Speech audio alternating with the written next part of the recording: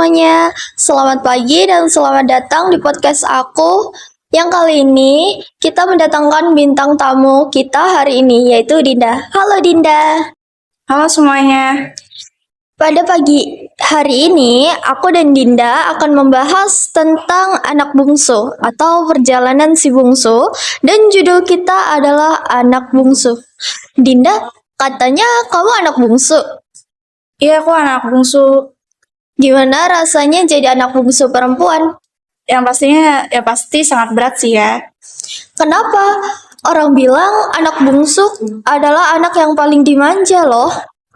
Iya itu benar, tapi hanya waktu dia kecil, saat dia sudah beranjak dewasa, dia harus mengusahakan semuanya sendiri. Tapi anak bungsu paling disayang keluarga. Menurut aku pribadi sih semua orang tua pasti sayang ya sama anaknya. Tapi aku pengen tahu gimana sih perjalanan si bungsu dari dia kecil sampai dia dewasa. Seberat apa perjalanan yang dia lakui? Dari aku kecil, aku anak yang paling dimanja, semua kemauan aku selalu terpenuhi apapun itu dan mahal apapun harganya.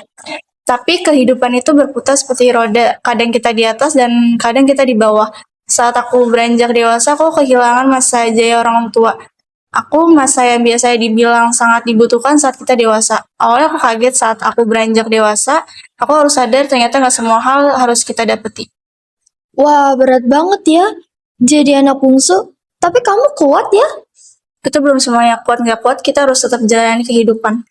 Pasti bukan cuma itu aja rintangan si bungsu. Iya, bukan cuma itu aja. Bungsu juga harus memenuhi keinginan orang tua yang belum tercapai. Kita juga kejar-kejaran dengan umur orang tua. Tapi ada nggak kata-kata dari orang tua yang kamu rasa itu berat banget? Ada pasti contoh kayak, kalau bukan kamu siapa lagi, kakak kamu sudah punya keluarga sendiri. Itu memang cuma sekedar kata, tapi kata-kata itu menanggung 1000 tanggung jawab si bungsu. Wah, gokil sih ya. Kayaknya yang dibilang orang-orang tentang si bungsu yang paling dimanja itu salah deh. Iya, mungkin di rumah kita jadi anak bungsu, tapi di luar kita jadi petarung yang paling tangguh. Tiba-tiba manjanya hilang dan gak nyangka bisa sekuat itu sekarang. Kita takut gagal setiap hari, tapi kita nggak pernah menang, apalagi perihal memenangi diri sendiri. Kita telan banyak ego kita yang lama.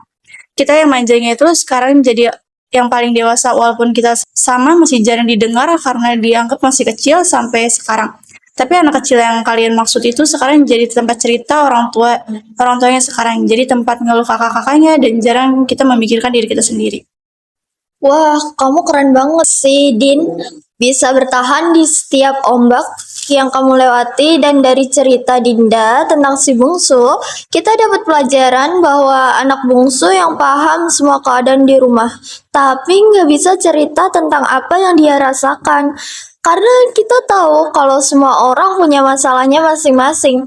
Dan di satu sisi yang selalu meyakini dirinya bahwa dia bisa tangani semuanya. Mungkin mereka beranggapan yang katanya selalu dimanja dan disayang, padahal nyatanya kita adalah harapan terakhir yang dikasih ekspektasi, tapi seolah-olah dituntut harus ini itu tanpa memikirkan apa yang sebenarnya dia inginkan. Capek, tapi nggak boleh nyerah. Dan untuk semua anak, mau anak pertama, anak tengah, anak tunggal, dan bungsu, mereka juga pasti sama mempunyai cerita yang hebat di perjalanan hidupnya. Oke guys, kita sudah di penghujung acara. Untuk Dinda, terima kasih banyak karena sudah mau berbagi cerita sama kita semua. Kuat-kuat terus untuk Dinda dan anak bungsu di luar sana. Oke guys, sampai ketemu di lain waktu. Bye, terima kasih banyak.